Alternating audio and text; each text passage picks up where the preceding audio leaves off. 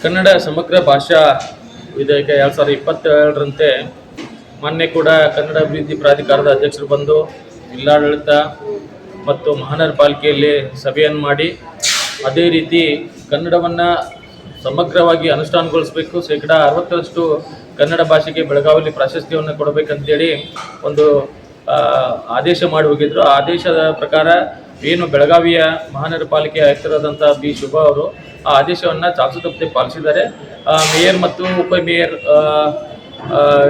ವಾಹನಗಳಿಗೆ ಕನ್ನಡದಲ್ಲಿ ಹೆಸರನ್ನು ಬರೆಸೋದ್ರ ಜೊತೆಗೆ ಅಂಕಿಅಂಶಗಳನ್ನು ಕೂಡ ಅಲ್ಲಿ ಬಳಸುವಂತೆ ಮಾಡೋದಕ್ಕೆ ಕೆಲವು MES ಮುಖಂಡರು ಹೋಗಿ ಅದನ್ನು ಕನ್ನಡ ಕಡ್ಡಾಯವನ್ನು ರದ್ದುಗೊಳಿಸಬೇಕು ಅಂತೇಳಿ ಮನವಿ ಮಾಡಿದ್ದಾರೆ. ಅದಕ್ಕಾಗಿ ಮಾನ್ಯ ಜಿಲ್ಲಾಧಿಕಾರಿಗಳಿಗೆ ನಾವು ಮನವಿ ಮಾಡಿದ್ದೀವಿ.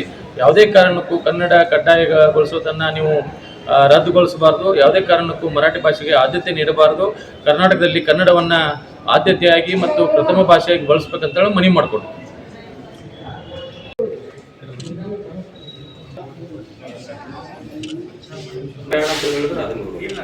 ಕನ್ನಡ